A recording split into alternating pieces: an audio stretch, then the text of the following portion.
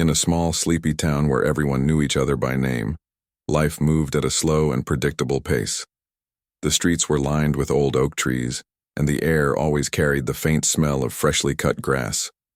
It was the kind of place where people left their doors unlocked and kids played outside until the streetlights came on.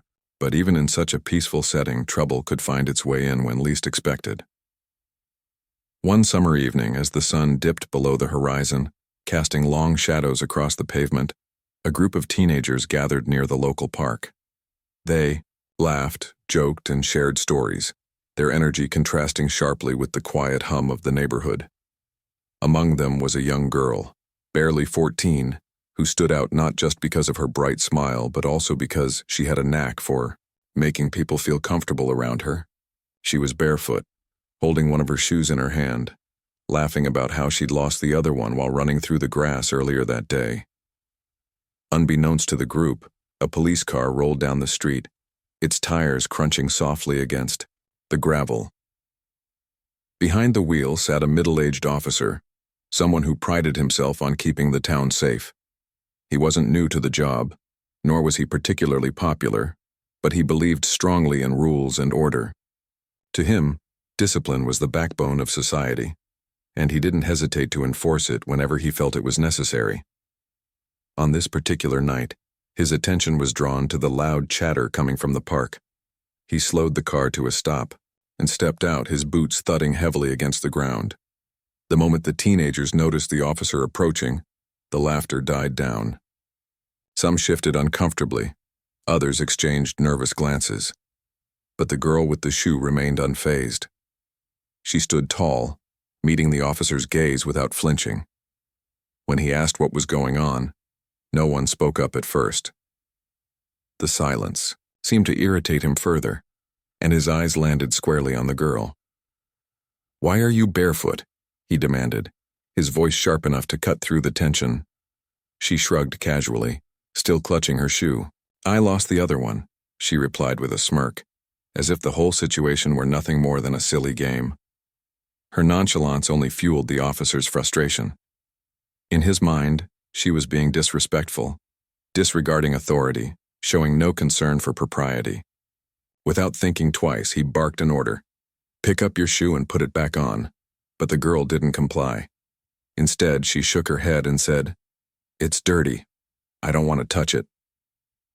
Those simple words ignited something inside. The officer, a mix of anger and embarrassment perhaps, or maybe just a desire to assert dominance. Whatever it was, it pushed him over the edge. In a moment of poor judgment, he grabbed the shoe from her hand and shoved it toward her face, his voice rising above the stunned murmurs of her friends. "If you won't respect your things, maybe you'll learn by swallowing it." The crowd froze, the air thick with shock. No one dared to move or speak. The girl's cheeks flushed red, her bravado crumbling under the weight of humiliation. Tears welled up in her eyes, though she tried hard to blink them away. Her friends stood rooted to the spot, unsure whether to defend her or stay silent. For a few agonizing seconds, time seemed to stand still. What none of them realized, not the officer, not the girl, not anyone watching, was that this single act of misplaced authority would set off a chain reaction far beyond what anyone could have imagined. Little did they know the girl's father was not just any ordinary man.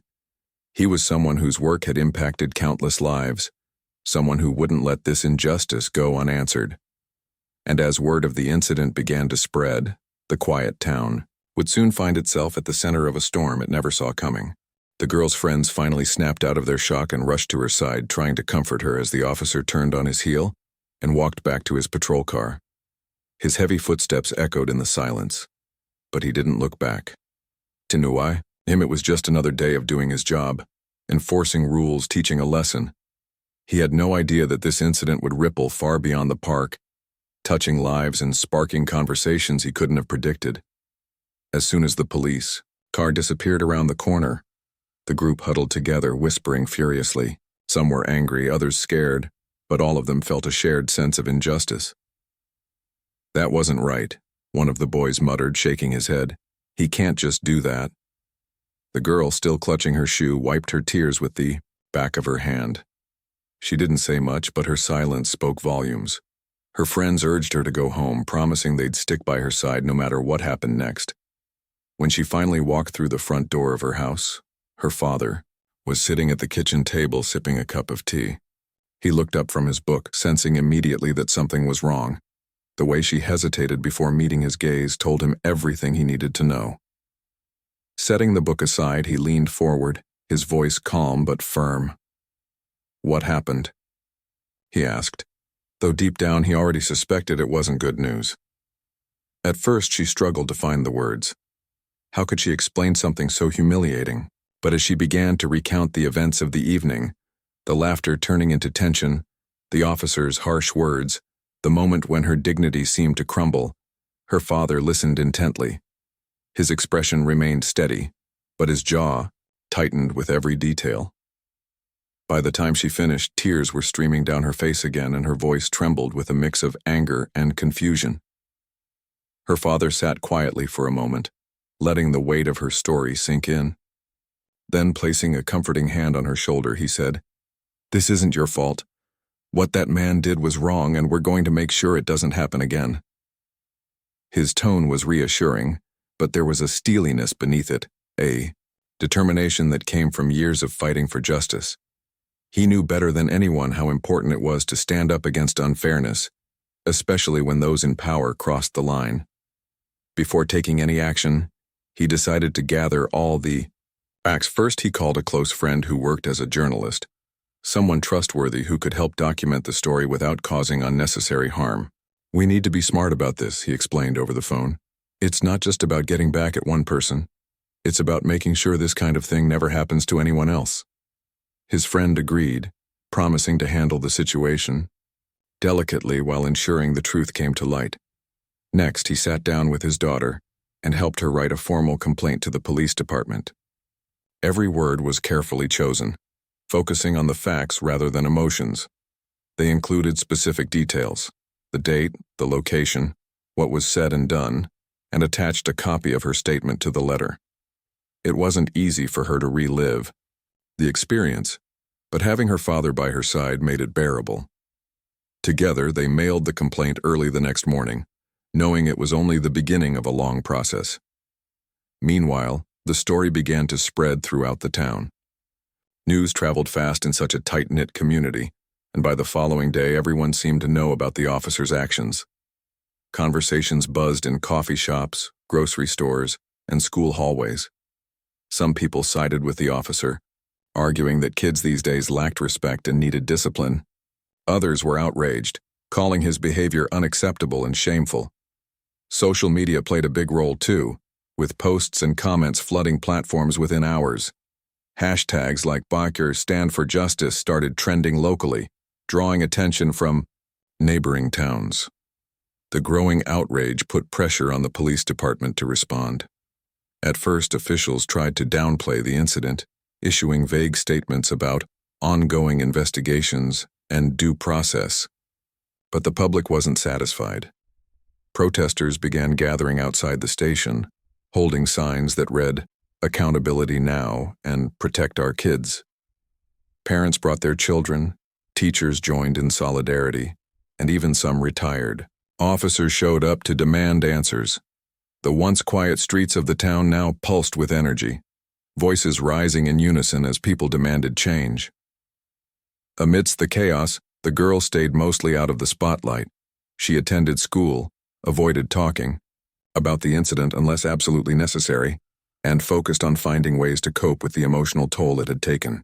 Her father encouraged her to channel her feelings into something positive, whether it was writing, drawing, or simply spending time outdoors. One afternoon, while flipping through an old art book, she stumbled upon a section about using creativity to express pain and resilience. Inspired, she picked up a pencil and began sketching scenes from that night, not to relive the trauma, but to reclaim her power. Her father watched her transformation with pride.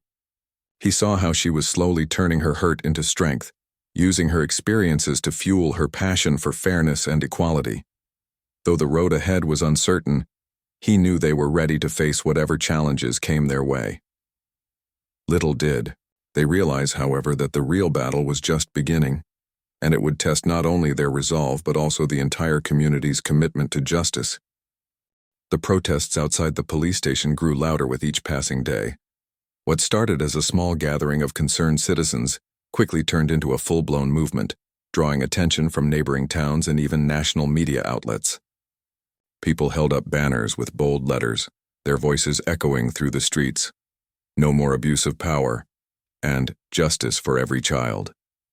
The town, once known for its calm and quiet charm, now felt like the center of a storm that refused to die down. Inside the police department, tension brewed. Officers whispered nervously in hallways, unsure of what would happen next. Some defended their colleague, insisting he was just doing his job, while others distanced themselves, not wanting to be associated with the controversy. The officer at the heart of the incident tried to go about his duties as usual, but it was impossible to ignore the cold stares or the hushed conversations that stopped whenever he entered a room. For the first time in his career, he began to feel isolated, unsure if anyone truly had his back. Meanwhile, the girl's father worked tirelessly behind the scenes. He met with community leaders, attended town hall meetings, and spoke to reporters who wanted to hear his side of the story. His message was clear and consistent. This wasn't just about one officer's actions, it was about holding people in positions of authority accountable. "We trust these individuals to protect us," he said during one interview, his voice steady but filled with conviction. "But when that trust is broken, we have a responsibility to speak up, not just for ourselves, but for everyone who feels powerless." His words resonated deeply with many, especially parents who feared something similar could happen to their own children. They rallied around him and his daughter, offering support in whatever way they could. Some brought meals to their home, others sent messages of encouragement, and a few even volunteered to help organize events aimed at raising awareness. It was a reminder that even in difficult times, kindness and solidarity could shine through. For the girl, however, life became increasingly complicated. At school, she found herself at the center of unwanted attention. Classmates whispered behind her back, some out of curiosity, others out of cruelty. A few kids teased her, mimicking the officer's harsh words in a mocking tone. "Put your shoe back on," they'd jeer, laughing as if it were all a big joke. Each taunt stung, reopening wounds she thought were starting to heal. She tried to brush it off, pretending it didn't bother her, but inside she felt a mix of anger, sadness, and frustration. Her father noticed the change in her demeanor. One evening, after dinner, he sat beside her on the couch and asked gently, "How are you really holding up?" She hesitated before answering, picking at a loose thread on the blanket draped over her lap. "It's hard," she admitted softly. "I just want things to go back to normal. But they won't, will they?" He sighed, placing a comforting hand on hers. "You're right. They probably won't. But sometimes normal isn't good enough. Sometimes we have to fight for something better." He paused, choosing his next words carefully. "I know this isn't fair to you. You didn't ask for any of this, but maybe, just maybe, going through this can lead to something meaningful. Something that helps others." She looked at him, her eyes searching his face for answers. "What do you mean?" He smiled faintly. "I mean your voice matters. Your experience matters. If you choose to share it, you could inspire others to stand up for themselves too. And if enough people stand together, real change can happen." First, the idea seemed overwhelming. How could someone like her, a teenager, a girl, make a difference? But as the days went by, she began to see what her father meant. She remembered how her sketches had helped her process her emotions, turning pain into something tangible and powerful. Maybe there was a way to use her creativity to connect with others, to show them they weren't alone. With renewed determination, she spent hours in her room sketching and painting, and she drew images of the park where the incident happened, capturing both the beauty of the setting and the heaviness of the moment. She painted portraits of herself and her friends, their expressions reflecting a range of emotions: fear, defiance, hope. Slowly but surely, her art became a form of storytelling, a way to convey what words alone couldn't capture. Her father saw the passion in her work and encouraged her to take it further. "Why don't you try showing these to more people?" he suggested one afternoon. "There's a local gallery downtown that hosts exhibitions for young artists. I think your pieces would resonate with a lot of folks." She hesitated, unsure if she was ready to put herself out there again. But then she thought about all the people who had supported her and her family, the strangers who marched in the streets, the neighbors who checked in on them, the teachers who stood up for her at school. If they could believe in her, maybe she could believe in herself too. With her father's help, she submitted a few of her paintings to the gallery. To her surprise, they were accepted almost immediately. The gallery owner, impressed by her talent and courage, offered to feature her work prominently in an upcoming exhibition titled Voices of Resilience. It was a chance to turn her pain into purpose, to let her story inspire others. As the date of the exhibition approached, excitement and nerves bubbled inside her. She knew it wouldn't erase what had happened, nor would it magically fix everything that was wrong with the world. But it was a step forward, a way to reclaim her power and remind herself that she was more than the worst thing that had ever happened to her. Little did she know, the exhibition would bring unexpected opportunities and challenges, pushing her farther into the spotlight than she ever imagined. And as the town continued to grapple with the fallout from the incident, one thing was certain: nothing would ever be the same again. For her, for her family, or for the community that had been forever changed by a single act of injustice. The day of the art exhibition arrived, and the small gallery downtown buzzed with anticipation. The walls were adorned with paintings and sketches, each piece telling a story of resilience, pain, and hope. At the center of it all stood the young girl, now dressed in a simple yet elegant outfit, her hands clasped tightly together as she greeted visitors. Her father watched from a distance, his heart swelling with pride as he saw how far she had come since that fateful night in the park. People filed into the gallery, some out of curiosity, others out of support for the cause.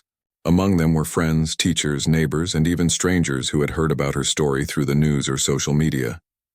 Each visitor paused in front of her artwork, taking in the raw emotion captured on canvas. One painting depicted a lone figure standing under a streetlight, their shadow stretched long across the ground, a symbol of feeling exposed and vulnerable. Another showed a pair of worn-out shoes lying abandoned in the grass, surrounded by vibrant flowers pushing through cracks in the pavement, a metaphor for finding strength despite adversity. As guests moved from one piece to the next, they couldn't help but feel moved. Some nodded silently, their eyes misty with unshed tears. Others whispered to one another, sharing thoughts about how relatable the emotions felt. A few approached the girl herself, offering kind words and heartfelt thanks. "Your work is so powerful," one woman said, clutching her chest. "It makes me think about things I hadn't considered before." Another man shook her hand firmly, saying, "You're brave. Keep going." Despite the positive feedback, the girl couldn't shake off her nerves entirely. Every compliment felt like a weight lifting slightly, but deep down she worried about what critics might say. Would they dismiss her work as amateurish? Would they accuse her of seeking attention? These doubts lingered at the edges of her mind, threatening to overshadow the moment. But whenever she glanced over at her father, standing quietly near the entrance with a reassuring smile, she reminded herself why she was there, not for fame or recognition, but to share her truth and inspire others. The highlight of the evening came when a local journalist took the stage to introduce her. Holding a microphone, the reporter briefly recounted the events leading up to the exhibition, emphasizing the importance of speaking out against injustice. Then, turning toward the girl, she said warmly, "Tonight we celebrate not just an artist, but a voice that reminds us of our shared humanity. Let's give her a round of applause."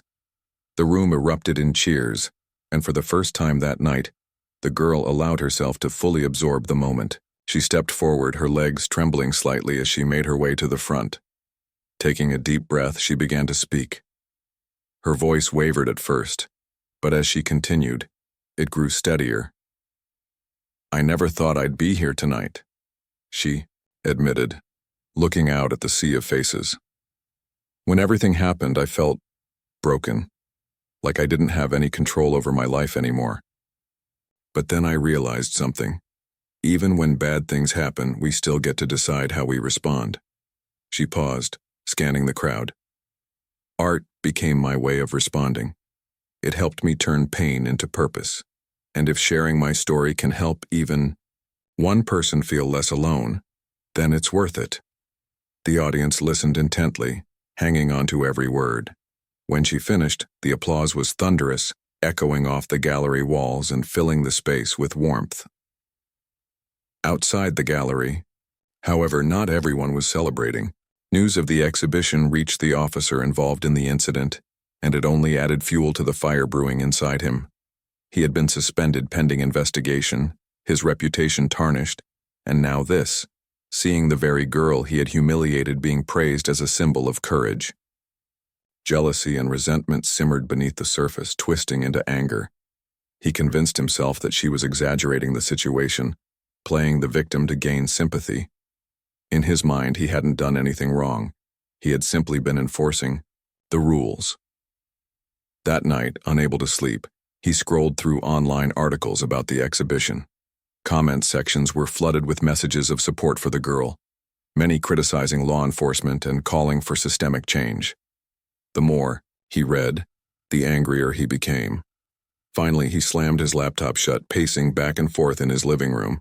His wife, sensing his frustration, tried to calm him down. "Maybe you should reach out," she suggested cautiously. "Apologize if you feel it's necessary. It could help clear your name." He scoffed, shaking his head. "Apologize? For what? Doing my job?" He refused to entertain the idea, convinced that apologizing would make him look weak. Instead, he decided to double down on his defense, preparing for the upcoming trial with renewed determination. Little did he know, this stubbornness would only dig him deeper into trouble.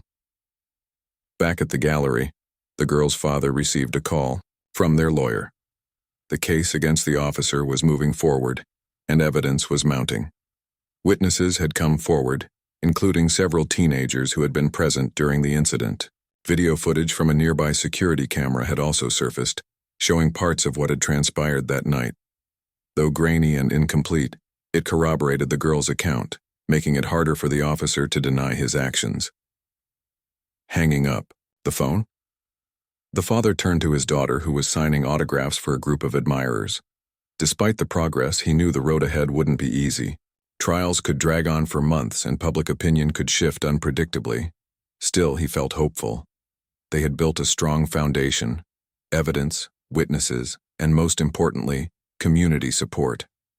Whatever happened next, they would face it together. As the exhibition drew to a close, the girl stood outside the gallery, gazing up at the stars. For the first time in weeks, she felt a glimmer of peace. The journey wasn't over, but she had taken a step toward healing, and maybe, just maybe, toward creating a better future for herself and others. The days following the art exhibition brought a mix of emotions for the girl and her family. On one hand, the overwhelming support from the community gave them hope.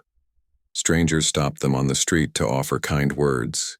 Teachers praised her courage in class, and even local businesses displayed posters promoting her artwork. It felt like the town was rallying behind her, determined to ensure that no one else would endure what she had gone through. But on the other hand, the looming trial cast a shadow over their lives. The legal process was slow and grueling, filled with paperwork, meetings with lawyers, and endless questions. Each step forward seemed to come with 2 steps back. There were moments when the girl wondered if the fight was worth it. Would justice truly be served? Or would the system protect the very person it was supposed to hold accountable? Her father did his best to shield her from the stress, but he couldn't hide his own worries. Late at night, after she had gone to bed, he'd sit alone in the living room, poring over documents and notes. He replayed every detail of the incident in his mind, searching for anything they might have missed. Though he was experienced in matters of law, this case hit differently. It wasn't just about winning, it was personal. His daughter's dignity was at stake, and so was his belief in fairness. As the trial date approached, Tensions rose not only within their household, but also across the town. Supporters of the officer argued that he was being unfairly targeted, claiming that he was simply doing his job. They dismissed the girl's story as an exaggeration, accusing her family of seeking attention or financial gain. These accusations stung, especially when they appeared in online comment sections or during heated debates at town hall meetings. One evening, while scrolling through social media, the girl stumbled upon a particularly cruel comment. She probably deserved it. Kids need discipline these days. Her heart sank and she quickly closed the app, feeling a familiar heaviness settle in her chest.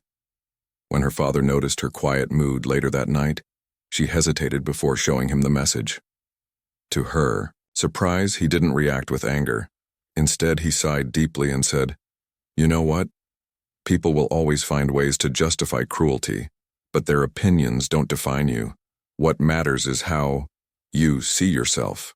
His words stayed with her, helping her navigate the storm of negativity. She began focusing more on her art, using it as a refuge from the chaos. Painting became her way of processing everything, both the good and the bad. She created new pieces, inspired by the trial, depicting scales of justice tipping precariously, blindfolded figures reaching out for truth and hands breaking free from chains. Each stroke of her brush felt like reclaiming a piece of herself. Meanwhile, preparations for the trial intensified. Their lawyer worked tirelessly, gathering evidence and preparing witnesses. One key piece of testimony came from a young boy who had been part of the group that night. Initially hesitant to speak up, he eventually agreed to testify after meeting with the girl's father. "I saw what happened," the boy said softly during their conversation, "and I think it's important to tell the truth." His bravery gave them all a boost of confidence. On the day of the trial, the courtroom was packed. Friends, family, reporters, and curious townsfolk filled the benches, creating an atmosphere thick with anticipation. The girl sat between her father and their lawyer, her hands clasped tightly in her lap. Across the aisle, the officer sat stoically, his expression unreadable. As the proceedings began, the judge reminded everyone of the seriousness of the case and instructed both sides to present their arguments calmly and respectfully. The prosecution went first, laying out the facts clearly and methodically. Witnesses took the stand, recounting what they had seen and heard that night. The security footage was played on a large screen, grainy but undeniable proof of the officer's actions. Then it was the girl's turn to testify. Stepping up to the witness stand, she felt every eye in the room on her. Her voice trembled at first, but as she spoke, it grew stronger. She described the humiliation she had felt, the shock of being treated that way in front of her friends, and the lasting impact it had on her life. By the time she finished, there wasn't a dry eye in the room. The defense tried to poke holes in the prosecution's case, questioning the credibility of witnesses and arguing that the officer's actions were justified. They portrayed him as a dedicated public servant who had made a split-second decision under pressure. But the jury seemed unconvinced. The video footage, combined with the emotional weight of the testimonies, painted a damning picture. After hours of deliberation, the verdict was finally announced. The room fell silent as the judge read the decision aloud, guilty of misconduct. Gasps rippled through the crowd, followed by murmurs of relief and applause. The girl exhaled sharply, tears streaming down her face. Her father wrapped an arm around her shoulders, pulling her close. For the first time in months, they allowed themselves to feel a sense of victory, not just for themselves, but for everyone who had stood by them throughout the ordeal. Outside the courthouse, supporters erupted in cheers. Reporters rushed to interview the family, asking how they felt about the outcome. The girl's father spoke briefly, thanking the community for their unwavering support. "This isn't just our win," he said firmly. "It's a win for accountability, for justice, and for every child who deserves to be treated with respect." For the officer, however, the verdict was devastating. Suspended without pay and facing potential termination, he retreated into isolation. Friends and colleagues distanced themselves, unwilling to associate with someone now labeled as reckless and unprofessional. His once steady career lay in ruins, a stark reminder of the consequences of abusing power. Though the trial was over, its effects rippled far beyond the courtroom. Conversations about police conduct and accountability dominated discussions in schools, workplaces, and homes. Community leaders organized workshops and training sessions aimed at preventing similar incidents in the future.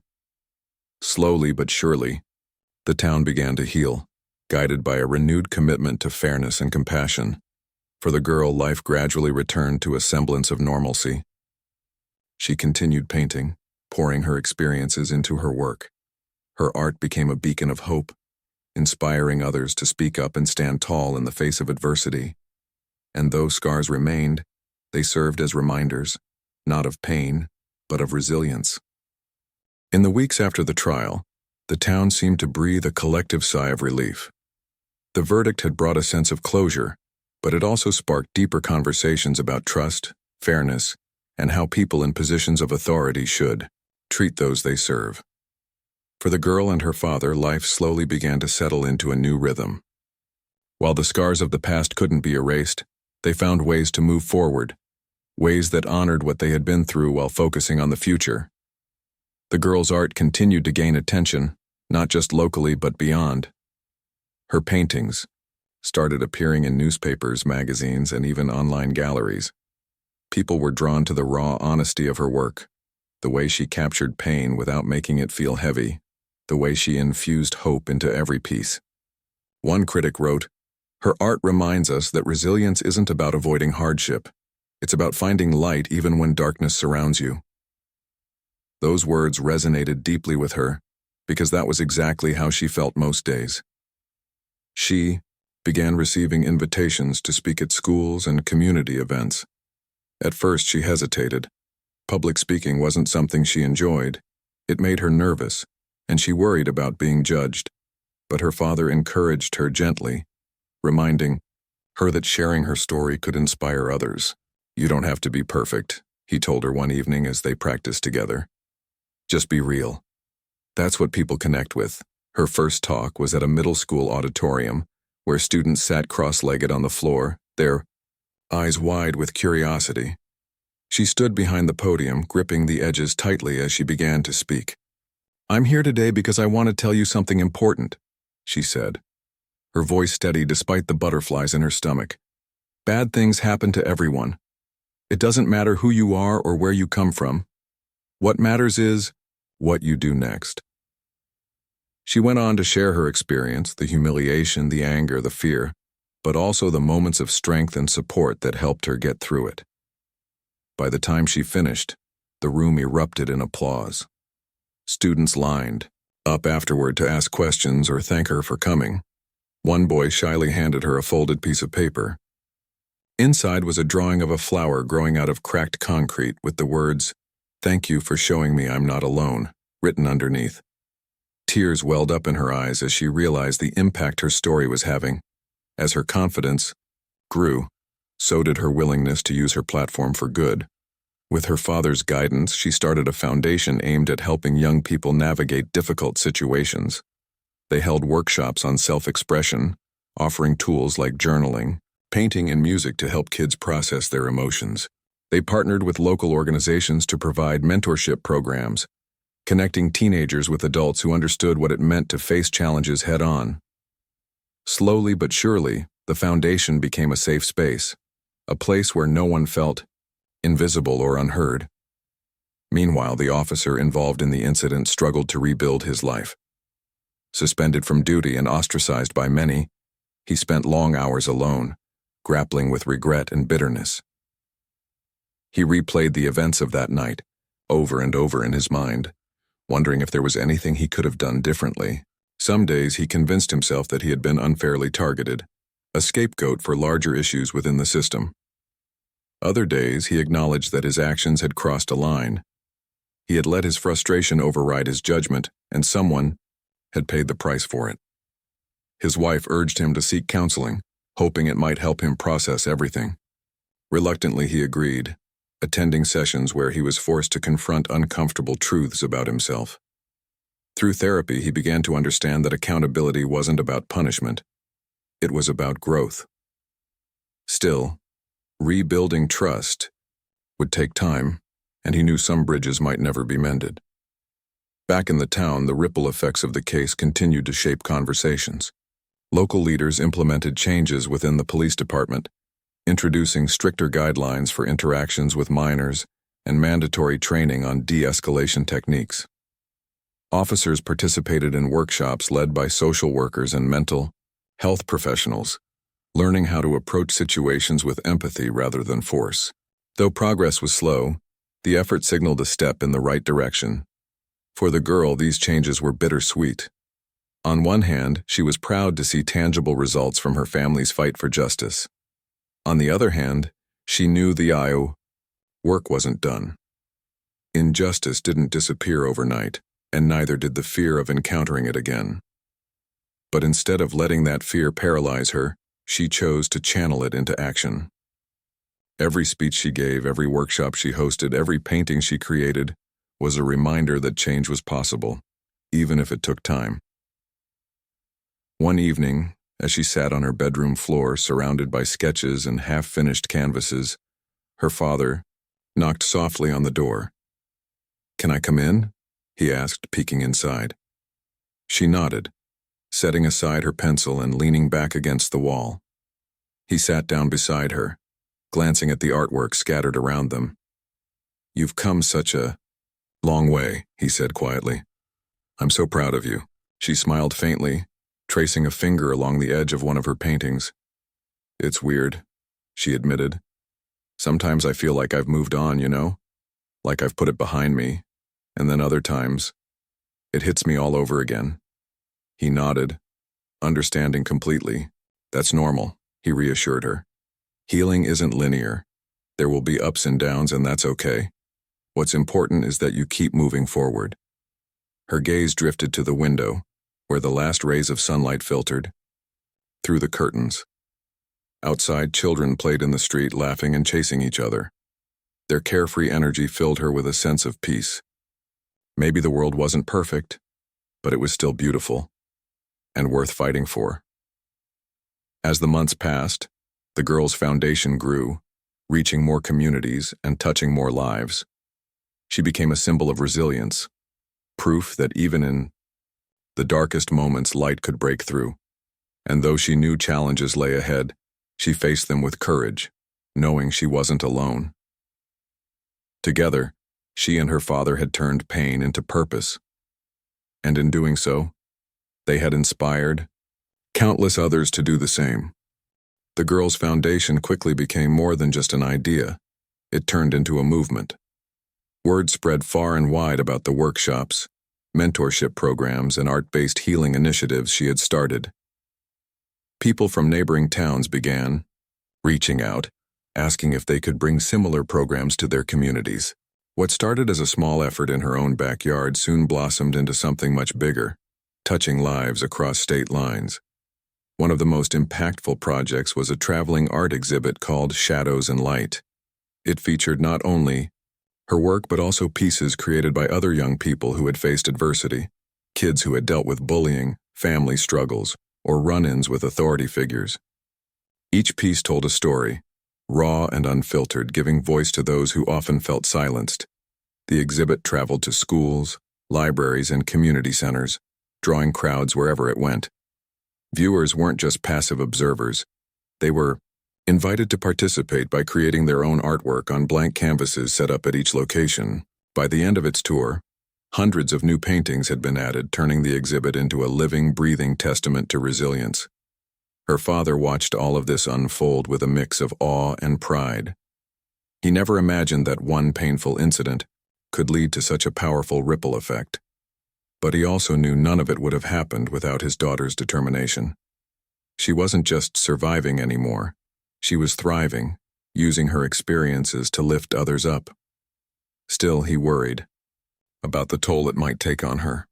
Standing in the spotlight wasn't easy, especially when critics tried to undermine her efforts. There were always skeptics, people who dismissed her work as attention-seeking or accused her family of capitalizing on tragedy. Some even suggested she was exaggerating the incident to gain fame. These comments stung no matter how many supportive messages poured in. One particularly harsh article labeled her foundation a flashy distraction rather than meaningful change. Reading it left her shaken, doubting whether any of this mattered. Her father noticed the shift in her mood immediately. That evening, as they sat together on the porch watching the sunset, he asked gently, "What's going on? You've seemed quiet today." She hesitated before pulling out her phone and showing him the article. His brow furrowed as he read. But instead of getting angry, he sighed deeply. "You know what? People like this will always exist. They'll twist things, try to make you second-guess yourself. But here's the thing. They're not the ones doing the work. You are. And every kid whose life you touch proves them wrong." His words helped steady her resolve, but she couldn't ignore the growing pressure. Balancing schoolwork, her foundation, and personal time was exhausting. Late nights spent planning events and answering emails left her drained, and there were days when she wondered if she was taking on too much. Yet whenever she saw the smiles on participants' faces during workshops or received thank you notes from strangers, she reminded herself why she kept going. Amidst all the busyness, she found solace in painting. Her latest project was a mural for the town's community center, a massive canvas depicting hands of all shapes and sizes reaching toward a bright sun. It symbolized unity, hope, and the power of coming together despite differences. Volunteers joined her to help paint sections of the mural, turning the process into a collaborative celebration. Kids laughed as they dipped brushes into buckets of color, leaving their mark alongside hers. When the mural was finally unveiled, it became a landmark, a reminder of what the town had overcome and what it could achieve when people worked together. While the girl continued to inspire others, the officer involved in the incident remained, largely absent from public view. Suspended indefinitely and facing potential termination, he struggled to find his footing. His attempts to appeal the decision fell flat, as did his efforts to reconnect with former colleagues. Many avoided him altogether, uncomfortable with the controversy surrounding his name. Isolated and bitter, he retreated further into himself, spending hours brooding over what he saw as a grave injustice. His wife, however, refused to give up on him. She encouraged him to volunteer at a local shelter, hoping it might provide a fresh perspective. At first he resisted, convinced no one would want someone like him around. But eventually, curiosity got the better of him, and he agreed to tag along. To his surprise, the experience was humbling. Listening to stories of hardship and resilience from the shelter's residents reminded him of his own mistakes and of the importance of accountability. Slowly, he began to understand that redemption wasn't about erasing the past. It was about learning from it. Back in the town, the girl's influence continued to grow. Local leaders sought her advice on youth-related policies, recognizing her unique insight. Teachers incorporated her artwork into lesson plans, using it to spark discussions about empathy and justice. Even the police department reached out, inviting her to speak at a training session for new recruits. Standing in front of the room filled with officers in training, she felt a surge of nerves, but also purpose. "I'm not here to shame anyone," she began, her voice clear and calm. "I'm here because I believe in change. I believe that every interaction matters, that every person deserves respect, even when they're at their lowest. If my story can help remind you of that, then sharing it is worth it." Her words resonated deeply with the audience. Afterward, several officers approached her to thank her for her honesty. One woman, a rookie, admitted, "Hearing your perspective makes me realize how much responsibility comes with this badge. Thank you for reminding us why we're here." By the end of the year, the town felt different. Not perfect, but better. Conversations about fairness and accountability had become part of everyday life, woven into classrooms, workplaces, and dinner tables. The girls' foundation had sparked something transformative, proving that even small actions could lead to big changes. And though challenges still lay ahead, she faced them with courage, knowing she wasn't alone. Together, she and her father had shown the world that pain could be turned into purpose, and that purpose could light the way for others. As the months turned into years, the girl's journey became a story people told to inspire hope. It wasn't just about her anymore. It was about what she represented: resilience, courage, and the belief that even in the darkest moments, there is always a way forward.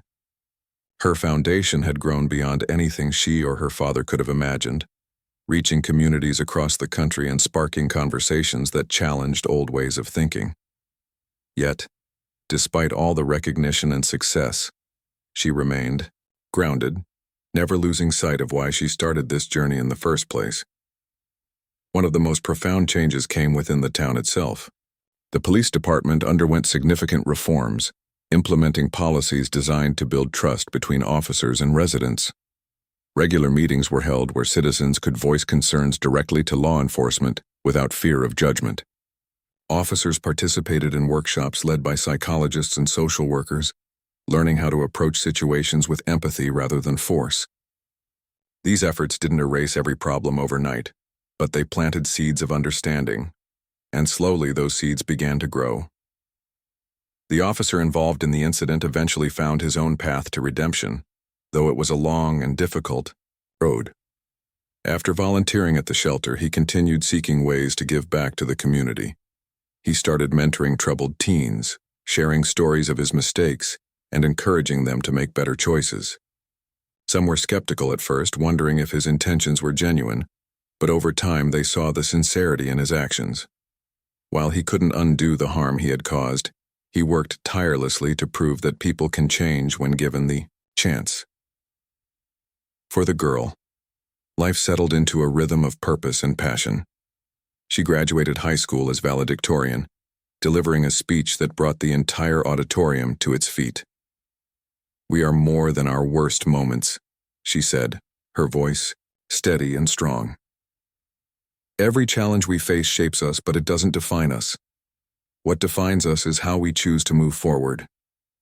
Her words resonated deeply, not just with her classmates but with everyone who heard them. After graduation, she pursued a degree in art therapy, determined to use her skills to help others heal. College introduced her to new challenges: balancing academics, managing the foundation, and navigating the complexities of adulthood. But she tackled each one with the same determination that had carried her through before. Along the way, she met others who shared her vision, forming friendships that fueled her passion even further. Her father remained her biggest supporter, cheering her on from the sidelines, while quietly ensuring she never took on too much. "You're doing incredible work," he told her one evening as they sat together at the kitchen table, surrounded by papers and paintbrushes. "But remember, you don't have to carry the weight of the world alone. Let people help you." She nodded, smiling softly. "I know, and I couldn't do any of this without you." Their bond grew stronger with each passing year, rooted in mutual respect and love. They celebrated victories together, big and small, and leaned on each other during tough times. Through it all, they reminded themselves that healing wasn't linear. It was messy, unpredictable, and sometimes painful. But it was also beautiful, filled with moments of connection and growth. The mural she had painted for the community center became a symbol of the town's transformation. People often stopped to admire it, pointing out details they hadn't noticed before. Children played beneath it, their laughter echoing off the walls, while adults paused to reflect on its message of unity and hope. It served as a constant reminder that even broken pieces could come together to create something extraordinary. Years later, when asked about her journey, the girl would smile and say simply, "It hasn't been easy, but it's been worth it." She knew the scars of the past would always be part of her story, but they no longer defined her. Instead, they gave her strength, a reminder of how far she had come and how much she had overcome. Her foundation continued to thrive, expanding its reach and impact. Workshops evolved to address new challenges faced by young people, from mental health struggles to social media pressures. Art remained at the heart of everything they did, offering a universal language that transcended barriers. Countless lives were touched and countless stories emerged from the program, each one unique yet connected by a shared thread of resilience. Looking back, The girl realized that none of this would have happened without the support of her family, friends, and community. Their belief in her had carried her through the hardest days, giving her the courage to keep going. And while she had once felt powerless, she now understood that true power came from standing up, not just for yourself, but for others. In the end, her story wasn't just about justice or accountability. It was about humanity. It was about finding light in the darkness, strength in vulnerability, and purpose in pain. It was about proving that even the smallest voice could spark change, if only it dared to speak. And so the girl who had once stood barefoot in a park, humiliated and afraid, grew into a woman who inspired thousands. Her journey showed the world that no matter how broken things might seem, there is always hope, always a way to turn hurt into healing, despair into dreams, and silence into song.